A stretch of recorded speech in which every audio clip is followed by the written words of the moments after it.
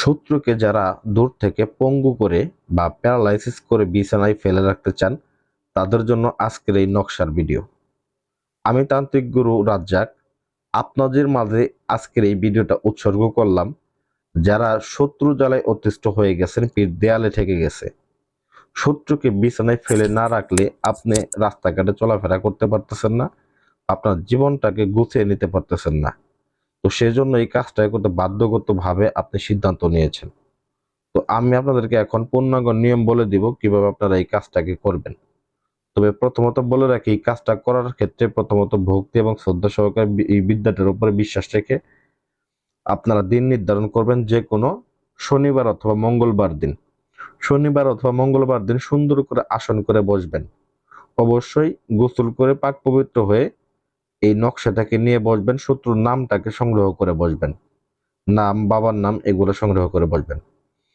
এটাকে যদি আপনারা ছোট জ্ঞান করে দেখেন, কারণ এটা কুফরি জিনিস, এই কাজটা আমি বেশ কয়েকবার করেছি, ফলাফল পেয়েছি। এটা যদি ছোট জ্ঞান করে দেখেন তাহলে কিন্তু কাজ করতে পারবেন না। এই বিদ্যাটার উপর আপনাকে আস্থা রাখতে হবে যে হ্যাঁ, ইনশাল্লাহ এই বিদ্যাটার মাধ্যমে আমি আমার শত্রুটাকে নিধন করতে পারবো, শত্রুটাকে প্যারালাইসিস করতে পারবো। এরকম একটা আত্মবিশ্বাসটা আপনি কাজ করে দেখেন, খুদার কসম করে বলবো 100% আপনার ফলাফল পাবেন, 100%। তো যাই হোক, মেন নিয়মে আমি চলে যাচ্ছি। প্রথমত আপনাকে কি করতে হবে, শ্মশানে যাইতে হবে। যদি শ্মশানে গিয়ে শ্মশানে কয়লা সংগ্রহ করতে পারেন, দেখবেন যে কয়লা পড়ে থাকে, তো করলেন। আর যদি না পারেন তবে সেই ক্ষেত্রে আপনি কি করবেন, চোখে দেওয়ার যে কাজল আছে, এই কাজল ব্যবহার করে আপনারা এই নকশাটাকে অঙ্কন করতে পারবেন। তো অঙ্কন করবেন কোথায়, এটাকে অবশ্যই অঙ্কন করবেন সাদা যে পেপারগুলো আছে, যে কোনো ধরনের কাগজের মধ্যে আপনারা এটাকে অঙ্কন করতে পারবেন। এটাকে সুন্দর করে অঙ্কন করে পিছনে শত্রুর নামটা, শত্রুর বাবার নামটা সুন্দর করে লিখে দিবেন। তো বলবেন ভাই বাংলাতে লিখবো না আরবিতে লিখবো, এইখানে কিন্তু মূলত দেখা গেছে আপনারা অনেক সময় ভুল করেন। বিশেষ করে যদি নকশা দিয়ে চালান দেন, একটা কথা বলে দিই, যদি নকশা দিয়ে চালান দেন সেক্ষেত্রে আপনারা নাম লিখবেন অবশ্যই আরবিতে। যদি আরবিতে যারা না পারেন তবে সেই ক্ষেত্রে আপনারা বাংলাতে ব্যবহার করতে পারেন। সেক্ষেত্রে বাংলাতে লিখলে কি হবে, একটা দিন পরে আপনারা ফলাফল পাবেন। আর যদি যারা চালানোর মাধ্যমে কাজ করেন তারা অবশ্যই শুধু নাম দিয়ে কাজটা করলে হবে না, এটাকে এই নামের উপর সেতার নির্ণয় করতে হবে যারা জিন দিয়ে কাজ করেন। কিন্তু আপনি তো জিন দিয়ে করতেছেন, আপনি করবেন নকশা দিয়ে, শুধুমাত্র এটা আপনার তদবির হিসেবে ব্যবহার করবেন। তো সেক্ষেত্রে আপনার নামটাকে লিখে দিবেন, লিখে দিয়ে সুন্দর করে একটা তাবিজের মধ্যে ভরবেন।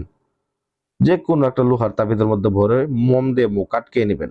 আটকে নেওয়ার পরে যদি পারেন শত্রুর পায়ের নিচ থেকে মাটি নিয়ে একটা পুতুল বানাবেন। তো ওই শত্রু হেঁটে গেছে ওরকম পায়ের নিচ থেকে, আপনি জুতা পায়ে থাকলেও সমস্যা নাই, মাটি নিয়ে একটা পুতুল বানিয়ে ওই পুতুলটার ভেতরে তাবিজটা রেখে আপনি ওই পুতুলটাকে আপনারা ভালোভাবে আগুন দিয়ে পুড়িয়ে নেবেন।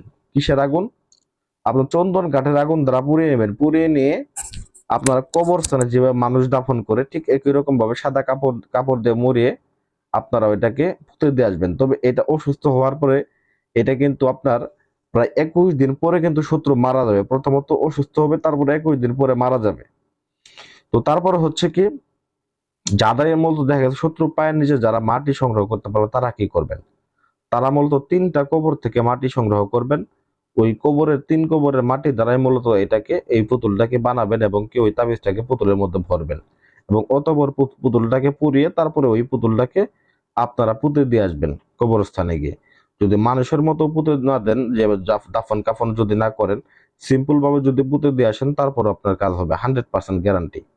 তো আশা করি ভিডিওটা ভালো লাগবে। ভিডিওটা যদি ভালো লেগে থাকে ভিডিওতে লাইক করবেন, ভিডিওটা শেয়ার করবেন আপনার বন্ধুরা যাতে দেখতে পারে এবং আমার চ্যানেলটাকে সাবস্ক্রাইব করবেন। ধন্যবাদ সবাইকে, ভালো থাকবেন।